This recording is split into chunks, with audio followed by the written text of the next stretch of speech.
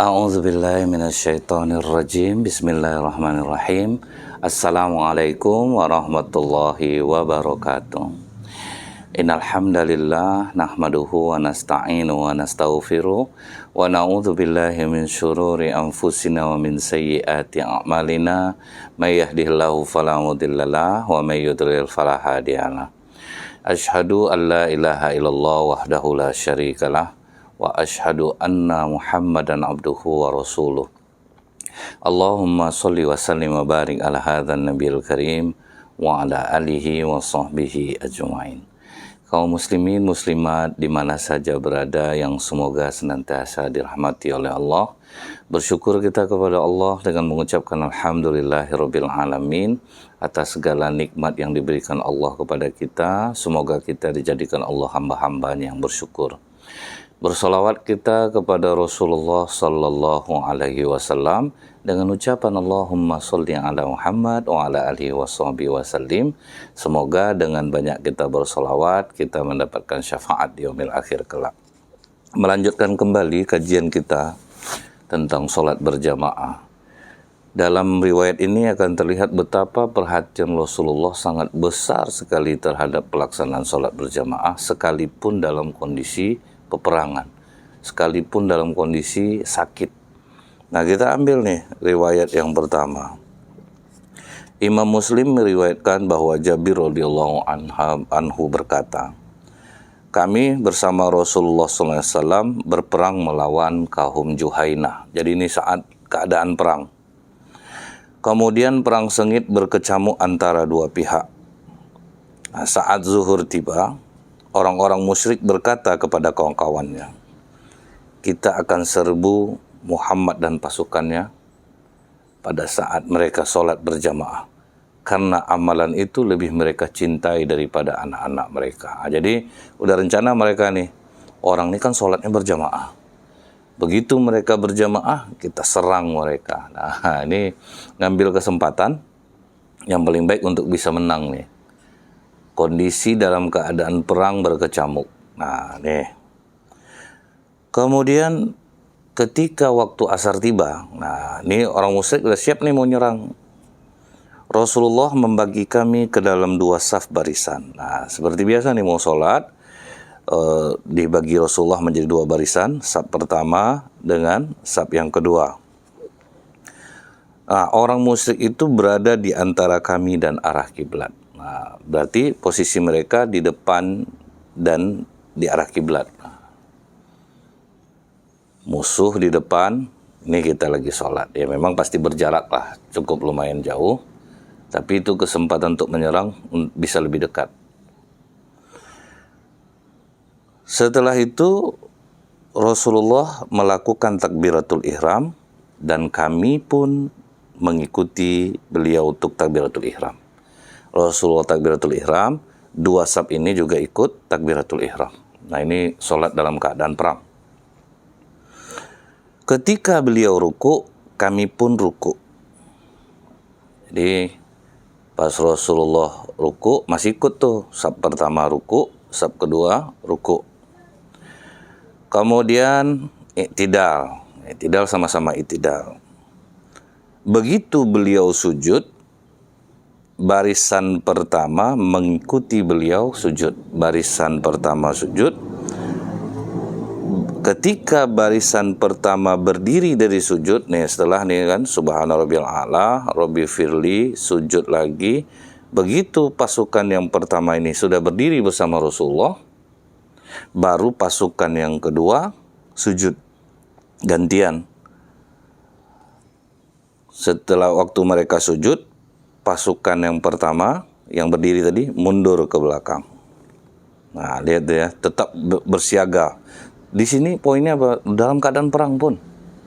Jadi begitu pasukan yang kedua sujud dan pasukan yang depan mundur ke belakang. Mereka lah yang berjaga lagi.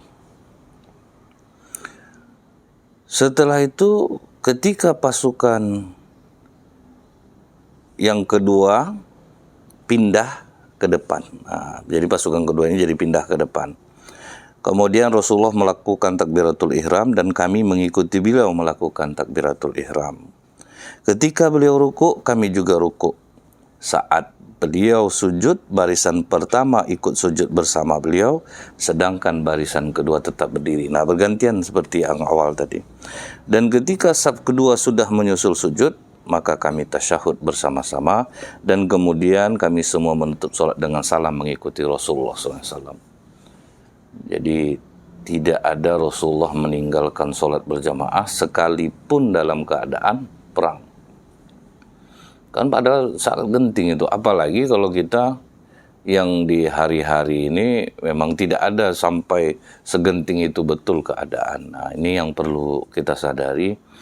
Yang membuat kita banyak kena sekarang itu halangan tidak seberapa, tetapi memilih sholat sendirian. Nah, ini jadi acuan bagi kita nih, bagaimana Rasulullah dalam keadaan perang pun tetap melaksanakan sholat berjamaah. Nah, tinggi kan perhatian Rasulullah terhadap sholat berjamaah, dan para sahabat juga mengikutinya. Padahal apa salahnya? Udahlah sholat sendiri-sendiri, ini jaga, enggak. Tapi mereka sholatnya secara berjamaah, kendati dalam keadaan perang. Nah, ini gara-gara pesta kawan nggak ada sholat zuhur, gara-gara ada acara liburan nggak ada sholat berjamaah. Wajar nggak sekarang ini banyak batin kita itu kosong ya. Kita kan kalau udah jalan-jalan udah nggak ada sholat berjamaah. Kalau kita udah pergi pesta tuh udah dandan yang perempuan, kemudian akhirnya suaminya nunggu, oh yaudahlah sholat sendirian aja. Atau kita jalan ke mall, akhirnya kita sholat sendirian saja. Nah, ini yang harus kita perhatikan, terutama bagi kaum laki-laki nih. Nah, usahakan kita itu sholatnya berjamaah. Dalam keadaan genting saya Rasulullah sholat, apalagi kita dalam keadaan yang rasanya tidak ada halangan sampai separah ini. Nah, itu untuk supaya kita tahu kenapa hidup kita ini sulit sekarang. Salah satunya itu karena kita tidak memberikan sholat berjamaah. Sehingganya apa? Makin bertambah harta, makin bertambah jabatan, hati semakin hampa, hati semakin kosong, jauh dari Allah, sehingga hidup kita menjadi sempit. Kemudian Imam Abu Sulaiman Al-Khitabi mengatakan, sholat khauf pernah dilakukan berkali-kali, dan bukan itu sekali saja, kata para sahabat. Rasulullah melakukannya berulang kali dalam situasi yang berbeda-beda. Nah, itu berarti bukan hanya sekali itu saja Rasulullah. Pokok tiap keadaan genting pun sholat jamaah, sholat khauf ini tidak ditinggalkan. Apalagi kata Ibnu Al-Qasar Al-Maliki juga menuturkan bahwa Nabi SAW pernah melaksanakan sholat khauf di 10 tempat. Ini yang disaksikan oleh Ibnu Al-Qasar Al-Maliki. Imam Abu Bakar Ibnu Arabi menuturkan bahwa Nabi SAW melaksanakan sholat khauf berulang kali dalam situasi yang berbeda-beda. Dan dikatakan dalam majmu'nya, sholat khauf itu dilakukan sebanyak 24 kali. Jadi ada yang meriwayatkan 10 kali, ada yang meriwayatkan 24 kali. Nah, artinya apa? Bukan sekali dan tidak meninggalkan sholat jamaah sekalipun dalam keadaan genting. Nah, ini mudah-mudahan Allah memberikan kekuatan saya dan kita semua, terutama kaum laki-laki, untuk tetap mendirikan sholat berjamaah apapun kondisi kita, insya Allah. Amin. Amin ya rabbal alamin. Nah, ini susah nih. Kita ini betul yang kadang mudah kita meninggalkannya selama ini. Yang kedua, Nabi SAW telah tetap melaksanakan sholat berjamaah walaupun dalam kondisi sakit parah. Imam Bukhari meriwayatkan bahwa Ubaidillah bin Abdullah ibnu Atabah berkata kepada Aisyah radhiyallahu anha, "Wahai Aisyah, Ummul Mukminin, ceritakan kepadaku mengenai sakitnya Rasulullah SAW." Kemudian Aisyah menjawab, "Ya, Nabi SAW waktu itu sedang sakit parah. Jadi ini lihat ya bagaimana sakit parah Rasulullah. Sampai Rasulullah tidak mampu ke masjid. Itu apa sih sakit beliau? Ditanya oleh Rasulullah, apakah orang sudah sholat, Aisyah? Aisyah menjawab, belum, mereka menunggumu ya Rasulullah. Kemudian Rasulullah dalam keadaan sakit parah itu berkata, wahai Aisyah, ambilkan untukku air dalam bejana. Diambil oleh Ummul Mukminin Aisyah air, dan beliau pun berwudu. Tetapi setelah itu beliau pingsan lagi. Nah, kebayang nggak sakitnya Rasulullah itu? Udah minta air wudu, berwudu, habis berwudu pingsan. Ini pingsan yang pertama. Setelah sadar, beliau nanya lagi, apakah orang sudah menunaikan sholat? Nah, Ummul Mukminin Aisyah berkata, belum ya Rasulullah, mereka menunggumu. Lalu kata Rasulullah, ambilkan aku air, aku mau berwudu. Setelah Rasulullah duduk untuk berwudu, kemudian beliau kembali pingsan, tidak sadarkan diri.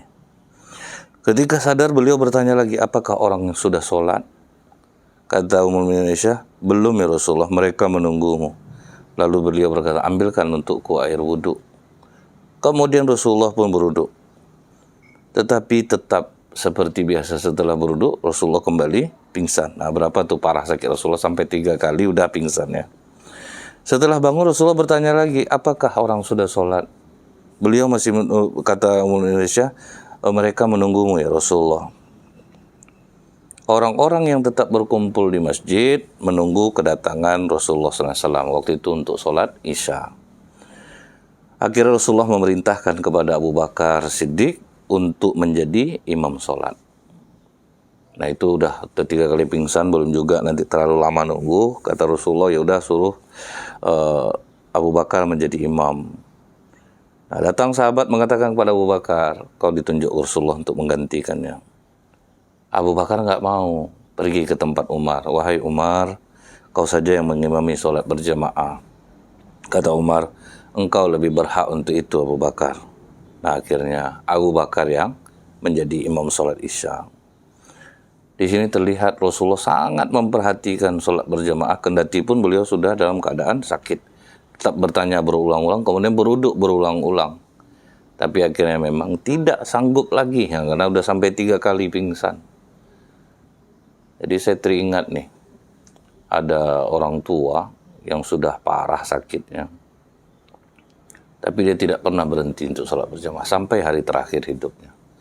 Saya sempat ngomong waktu itu, Pak, Bapak kan udah dapat uzur, Pak. Kenapa Bapak masih tetap ke masjid? Dia nggak peduli, dia tetap jalan ke masjid. Padahal menurut saya sakit sudah parah. Nah, tapi melihat orang tua itu akhirnya saya sadar. Begitu cintanya dia dengan sholat berjamaah, kendati pun dengan sakit yang begitu parah, dia tetap melaksanakan sholat berjamaah sampai dia dapat Isya terakhir berjamaah di masjid sebelum dia keesokan harinya meninggal.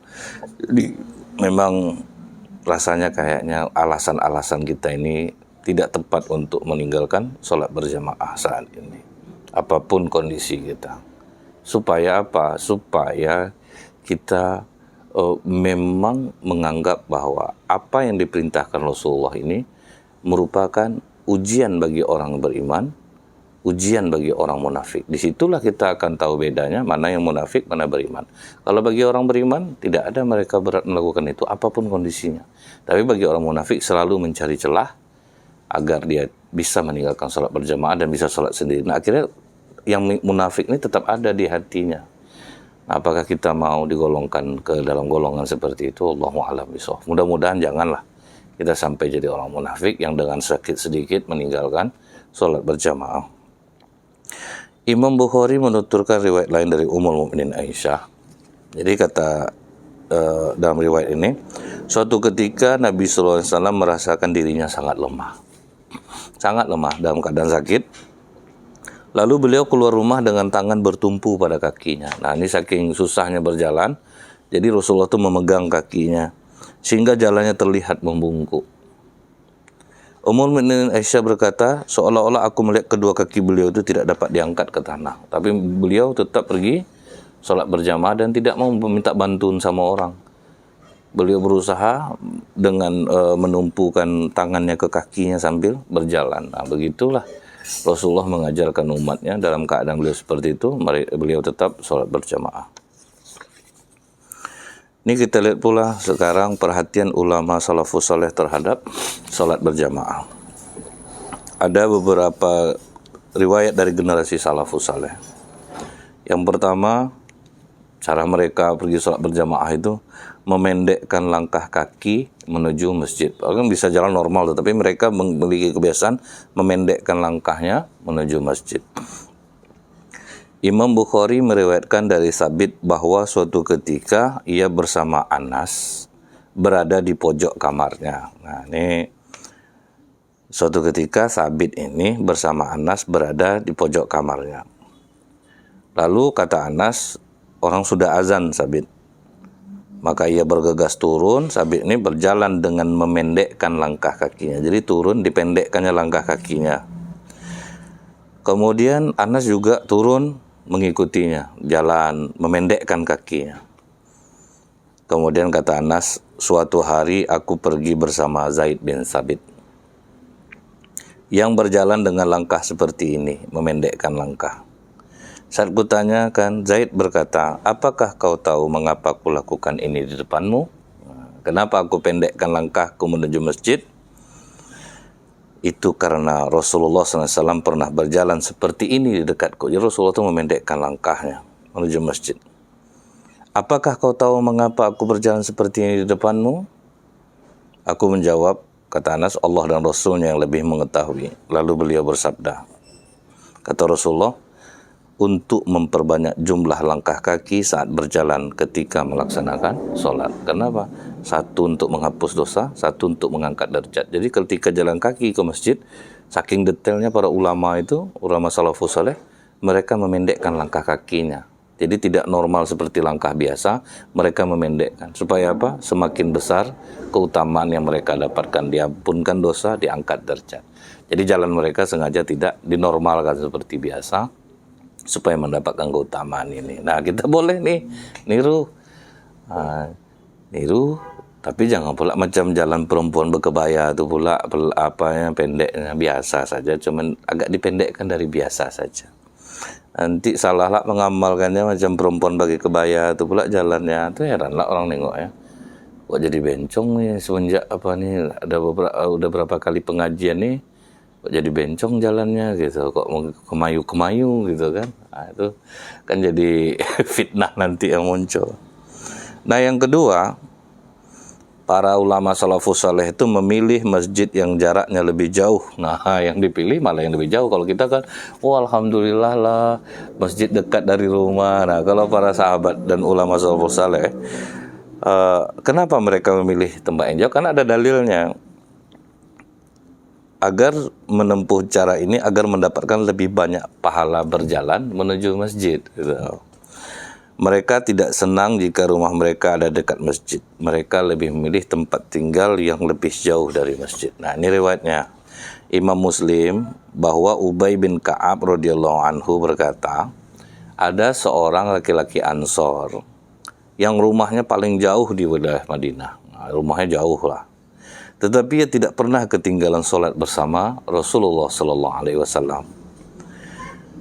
Jadi kata Ubay bin Ka'ab ini, aku merasa iba sehingga ku katakan kepadanya, hai fulan, cobalah kau beli seekor keledai yang bisa menjagamu dari panasnya matahari, panasnya pasir, yang bisa mengangkatmu jika jatuh di jalan, dan menjagamu dari binatang melata.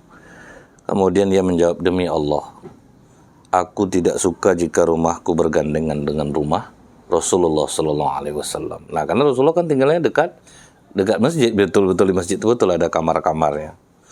Ubay menuturkan, aku agak tersinggung mendengar ucapannya sehingga aku datangi Rasulullah. Agak tersinggung cara dia jawab tuh, aku tidak mau rumahku berdampingan dengan rumah Rasulullah. Jadi agak tersinggung Ubay. Didatangi Rasulullah, diceritakanlah oleh Ubay kejadian itu. Nah, Rasulullah begitu mendengar cerita itu dipanggilnya orang itu. Jadi bukan bahas berdua dengan Ubay, enggak. Ya udah nanti kita panggil dia. Dipanggil Rasulullah, apa maksud dari ucapanmu itu? Orang itu menjawab, ia mengharapkan pahala dari perjalanannya ke masjid. Itu jawaban dia. Maka kata Rasulullah, sungguh kau akan mendapatkan sebagaimana yang kau harapkan. Nah, jadi bukan berarti maksud dia tidak suka dengan Rasulullah SAW, tetapi dia ingin mendapatkan keutamaan melangkahkan kaki menuju masjid. Jadi ini yang dirasakan oleh sahabat itu, kenapa dia memilih tinggal jauh. Cuman jawabannya aja yang agak sumbang menurut Ubay. Aku tidak mau berdamping dengan Rasulullah. Padahal maksudnya adalah supaya dia bisa memperbanyak langkah menuju masjid. Nah, yang ketiga, kebiasaan para sahabat dan ulama salafus saleh itu bersegera melaksanakan sholat berjamaah. Bersegera mereka. Amirul Mukminin Umar bin Abdul Aziz termasuk orang yang sangat mengutamakan pelaksanaan sholat berjamaah. Jadi setiap kali tiba waktu sholat, kata orang-orang pada saat itu, Khalifah segera pergi ke masjid dan bergabung dengan kaum muslim.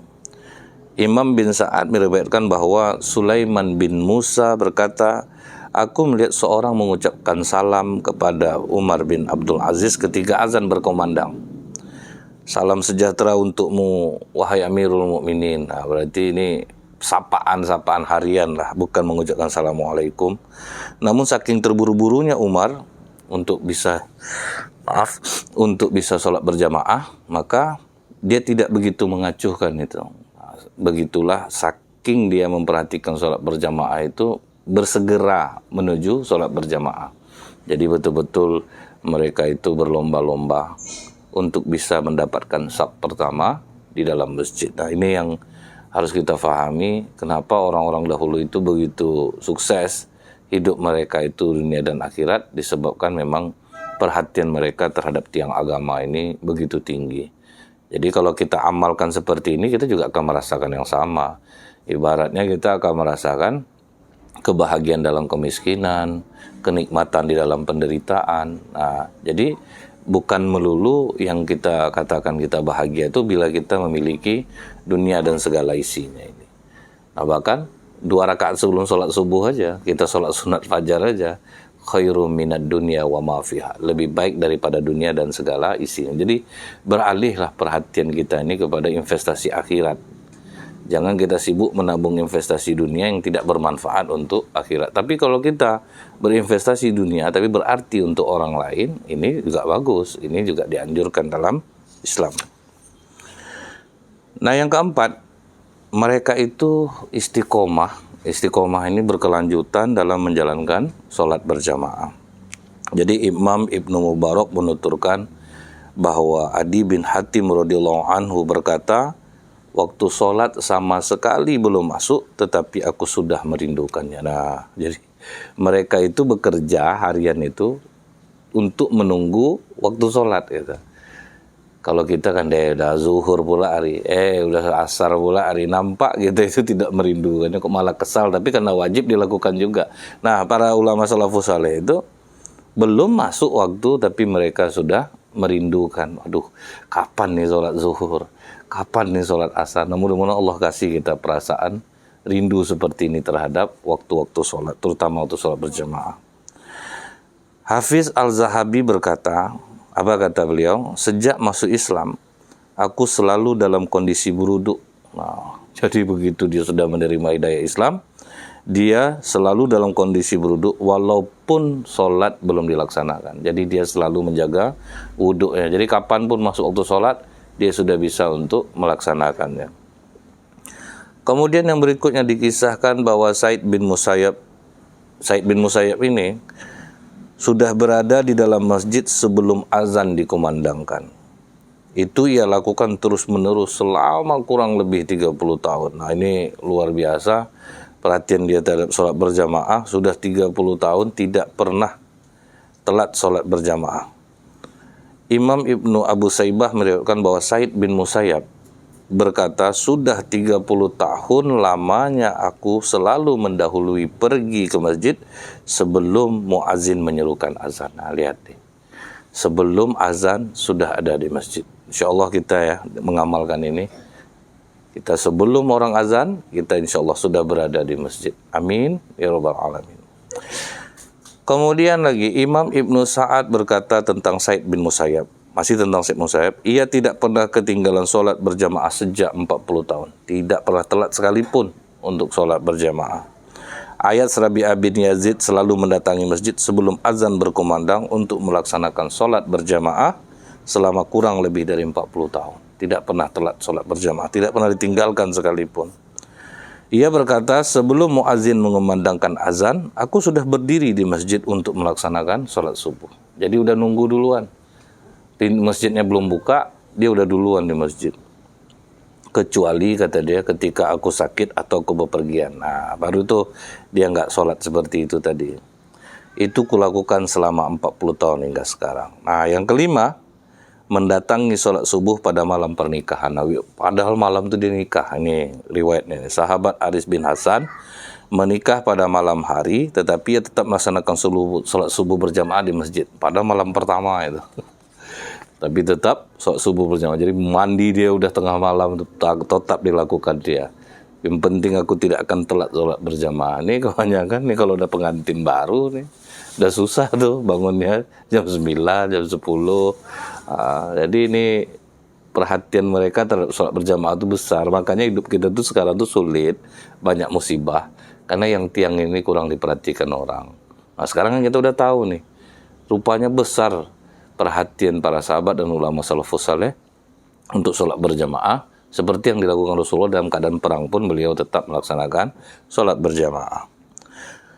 Imam At-Tabrani meriwayatkan bahwa Ansabah Ibnu Al-Azhar berkata, Haris bin Hasan radhiyallahu an baru saja menikah. Seorang bertanya kepadanya, apakah kau akan keluar sholat subuh padahal kau menemani istrimu malam ini?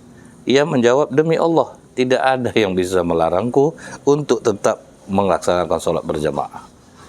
Jadi tidak ada yang bisa menghalangiku. Walaupun aku malam pertama, aku nggak peduli. Yang penting aku tetap sholat subuhnya berjamaah. Nah yang keenam, ada nih ulama salafus saleh meninggalkan pengobatan untuk melaksanakan sholat isya dan subuh berjamaah. Jadi riwayatnya begini.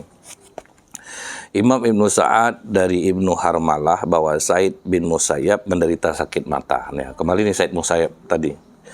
Orang berkata, hai Abu Muhammad, jika ingin mengobati sakit matamu, pergilah ke lembah Akik.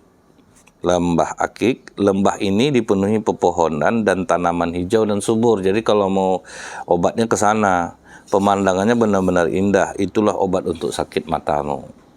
Ibnu Musayyab menjawab, lalu bagaimana aku menunaikan sholat isya dan subuh? Gara-gara mikirin sholat isya dan subuh, biarlah aku tidak berobat. Kalau aku harus meninggalkan sholat berjamaah. Nah, Allahu Akbar, luar biasa kan. Biarlah ditundanya dulu. Penting gue udah habis sholat isya, sholat subuh, biarlah aku nanti berjalan ke sana. Datang orang, ya kalau bisa tuh berangkat, nah, nggak, pokoknya aku selesai sholat subuh, sholat isya aku malam ini, sholat subuh besok baru aku mengadakan perjalanan ke sana. Yang ketujuh, tetap melaksanakan sholat berjamaah walaupun dalam keadaan sakit. Imam Muslim meriwayatkan bahwa Abdullah bin Mas'ud berkata, kami mencintai sholat berjamaah dan tidak akan meninggalkannya kecuali orang munafik. Nah ini para sahabat mengatakannya. Orang yang meninggalkan sholat jamaah itu orang munafik. Dalam keadaan apapun kami tidak pernah meninggalkannya. Seorang laki-laki mendatangi jamaah dengan berpegangan pada kedua kakinya sehingga ia mampu berdiri dalam shaf. Ini tirunya Rasulullah, walaupun memegang kaki susah untuk melangkahkan kaki menuju masjid. Imam Nawawi mengomentari perkataan Abdullah ibnu Mas'ud, ini semua menguatkan hukum sholat berjamaah. Ia rela menanggung derita dan kesulitan hanya karena ingin sholat berjamaah. Makanya sekarang ini di Timur Tengah itu orang yang berguling-guling ke masjid ada, orang yang susah untuk berjalan lumpuh pun ada, gitu, tetap datang. Bagi mereka itu tidak menjadi halangan untuk mereka datang sholat berjamaah. Sesungguhnya bagi orang yang sakit, sholat berjamaah hukumnya sunnah. Nah, walaupun uzur sebetulnya itu orang sakit, sholat itu sunnah, tapi mereka tetap melaksanakannya. Ada lagi sahabat Ubay bin Ka'ab. Ia memohon kepada Allah agar diberi sakit demam, supaya sakit itu dapat menghapus dosa-dosanya. Jadi abadi nih, dia minta sakit yang abadi. Namun ia juga memohon agar sakitnya ini tidak menghalanginya untuk beberapa hal. Di antaranya adalah tetap bisa datang ke masjid untuk menunaikan sholat berjamaah. Jadi Ubay bin Ka'ab ini gini ceritanya. Ini hadis riwayat Imam Ahmad dan Imam Abu Ya'la. Ubay ini bertanya kepada Rasulullah, apakah engkau ya Rasulullah mengetahui penyakit yang menimpa kami dan bagaimana kami harus menyikapinya? Nah, kalau dengan sakit ini gimana ya Rasulullah? Nabi SAW mengatakan sakit itu adalah tebusan untuk dosa. Jadi kalau kita sakit, Allah mengampuni dosa-dosa kita. Ubay bertanya, walaupun sakit ringan ya Rasulullah. Beliau menjawab, meskipun tertusuk duri yang lebih ringan lagi, tetap itu akan menjadi penebus dosa. Setelah itu Ubay berdoa agar ia tidak terpisah dari sakit demam sampai dia meninggal dunia. Jadi dia minta, kalau ya Allah beri aku sakit demam sampai meninggal dunia. Di saat itu juga dia memohon agar sakit demamnya itu tidak membuatnya meninggalkan ibadah haji, umroh, jihad di jalan Allah. Jadi itu permintaan dia. Dan dia tidak ingin tertinggal sholat berjamaah. Nah, Allah mengabulkan doanya. Ini bukan dibuat-buat nih. Sahabat itu meminta betul-betul tulus, penting dosa aku habis gitu. Nah, Ubay sejak saat itu selalu kondisi badannya dalam keadaan demam, tetapi tidak meninggalkan dia jihad, tidak meninggalkan dia ibadah haji, umroh, dan tidak meninggalkan sholat berjamaah. Itu doa Ubay kepada Allah. Kemudian ada lagi riwayat dari Imam Abu Syaibah, dari Abu Hayyan, dari bapaknya, dari Rabi bin Kaisam. Rabi ini menderita penyakit yang membuatnya berjalan miring. Nah, jadi sakit itu membuat dia jalan itu miring bisa sambil berpegangan pada kakinya. Orang-orang berkata kepada, wahai Abu Yazid, jika mau sesungguhnya kau sebetulnya udah uzur nih. Udahlah sholat di rumah aja, nggak usah dipaksakan ke masjid. Rabi ini menjawab, benar, tapi aku mendengar suara azan yang mengumandangkan hayya 'alas shalah, hayya 'alal falah. Barang siapa yang mendengar azan, sebaiknya ia mendatanginya walaupun sambil merayap dan merangkak. Itu dalil dari Rabi ini. Sudah mendengar azan, walaupun merayap, merangkak, tetap datang. Tuh dahsyatnya bagaimana perhatian mereka terhadap sholat berjamaah. Dalam riwayat lain diceritakan bahwa Rabi bin Kaisam mengalami kelumpuhan. Harus dipapah untuk pergi ke masjid dan menjalankan sholat berjamaah. Kelumpuhan yang dideritanya bukanlah lumpuh ringan, tapi sangat parah keadaannya. Itu tergambar dari perkataannya, aku tidak senang sesuatu yang menimpaku menjadi musuh yang membangkang kepada Allah. Jangan sampai sakitku membuat aku membangkang kepada Allah. Begitulah ketat dia menjaga sholat berjamaah. Nah, di dalam riwayat lain, dari Imam Ibnu Abi Syaibah, dari Sa'ad bin Ubaidah, dari Abu Abdurrahman, bahwa dia digendong menuju masjid karena sakit. Nah, pokok dia tetap mau ke masjid, gendong lah. Tidak hanya itu, bahkan ia meminta digendong menuju masjid dalam keadaan hujan deras. Pokoknya udah uzur-uzur yang boleh meninggalkan sholat berjamaah, pokok tidak boleh dia gendong aku ke masjid. Padahal ia punya dua uzur yang membolehkannya meninggalkan sholat berjamaah di masjid, yaitu sakit dan hujan deras. Tapi beliau tidak mau meninggalkan sholat berjamaah. Imam Ibnu Mubarak meriwayatkan dari Sa'ad bin Ubaidah dari Abu Abdurrahman Al-Silmi bahwa ia memerintahkan orang untuk membawanya ke masjid dalam cuaca hujan dan jalanan becek. Padahal resiko tuh bisa jatuh, tetap datang ke masjid. Padahal ia juga dalam keadaan sakit. Bagaimana dengan kita? Wajar nggak hidup kita jadi susah? Karena kurangnya perhatian kita terhadap sholat berjamaah ini. Nah, kedelapan, tetap berangkat ke masjid dalam keadaan yang sulit. Jadi para salafus saleh itu sangat berambisi mendapatkan pahala besar sholat berjamaah. Jadi nggak dipedulikan yang lain, yang penting kami mendapatkan pahala besar dalam sholat berjamaah. Begitu keyakinan mereka terhadap agama ini. Mereka sami'na wa ata'na, dengar, taat. Apa yang dianjurkan Rasulullah mereka kerjakan. Sebuah riwayat menuturkan bahwa orang-orang berkata kepada Said bin Musayyab, kami mendengar kabar Tariq mencari-cari dan berhasrat membunuhmu, karena itu bersembunyilah. Nah, kau mau dibunuh orang, sembunyilah. Ibnu Musayyab menjawab, di mana tempat sekiranya Allah tidak menguasai aku? Semua tempat sembunyi Allah yang menguasai aku. Mereka menjawab, kalau begitu sebaiknya kau diam saja di rumah. Gak bisa, karena aku dengar hayyalas shalah, hayyalal falah. Harusnya aku mau disuruh itu. Jadi nggak perlu, walaupun ada orang ngancam bunuh dia, sembunyilah kau. Aku nggak bisa sembunyi dari Allah. Dimanapun tempat Allah yang menguasai. Kalau gitu kau diam saja di rumah, nggak. Aku mendengar orang azan, aku nggak mungkin duduk di rumah. Terserahlah. Mau kena bunuh aku, terserah. Jadi begitulah, tidak ada rasa takut mereka lagi.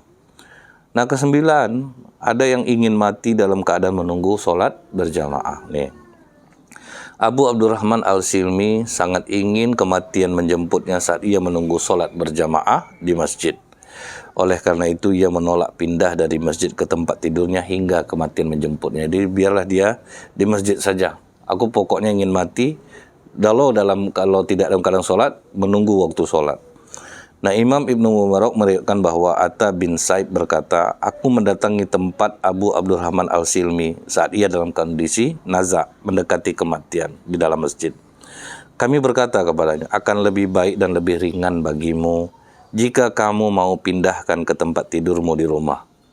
Ia menjawab, aku tidak mau karena aku mendengar seorang bercerita bahwa Nabi SAW bersabda, teruslah salah seorang dari kalian bersolawat di tempat solatnya ketika menunggu solat. Jadi tidak usah pindahin aku ke rumah, biarlah aku di sini. Kalau sekarang kita malah nyusahin orang di masjid tuh, enggak, dia enggak nyusahin orang. Karena memang ada yang menungguinya, cuman dia tidak mau dibawa ke rumah. Aku tetap berada di dalam masjid. Nah, jadi beginilah kekuatan iman mereka yang sulit untuk tertandingi. Dan kalau kita sudah mendengar ini, insya Allah kita coba mengamalkannya supaya kita mendapatkan juga kebahagiaan yang berbeda, insya Allah. Ke-10, ada lagi nih, pergi ke masjid lain saat tinggal sholat berjamaah di masjid. Pokoknya berusaha nyari masjid nih. Imam Ibnu Saibah meriwayatkan bahwa Muawiyah bin Qurrah berkata, ketika Huzaifah radhiyallahu anhu tertinggal sholat berjamaah di masjid kampungnya, ia segera memakai sandalnya dan mencari masjid lain agar dapat melaksanakan sholat berjamaah. Dikejarnya mana, mudah-mudahan ada yang belum sholat berjamaah nih. Imam Bukhari menuturkan sebuah riwayat tentang Aswad. Dikatakan bahwa ia ketinggalan sholat berjamaah di masjid, ia bergegas mencari masjid lain. Tindakan seperti itu juga dilakukan oleh Said bin Jabir. Imam Abdul Razak meriwayatkan bahwa Rabi bin Abu Rashid berkata, aku melihat Said bin Jabir mendatangi kami sementara kami telah menunaikan sholat. Kemudian ia mendengar suara azan lalu ia keluar menuju masjid itu. Pokok dicari, jangan sampai aku nggak bisa sholat berjamaah. Nah, yang ke-11, mengimbau anak agar selalu berada di masjid. Nah, ini Imam Ahmad meriwayatkan dari Muhammad bin Wasi bahwa Abu Darda berkata kepada anaknya, hai anakku, jadikan masjid sebagai rumahmu, karena aku mendengar Rasulullah SAW bersabda, sesungguhnya masjid adalah rumah orang yang bertakwa. Maka barang siapa menjadikan masjid sebagai rumahnya, Allah akan menaunginya dengan kasih sayang, rahmat, dan mempermudah jalan menuju surga. Jadi inilah yang ditanamkan oleh para sahabat kepada anak-anaknya untuk selalu berada di masjid. Karena masjid itu rumah bagi orang-orang yang bertakwa kepada Allah. Baik, insya Allah akan kita lanjutkan kembali.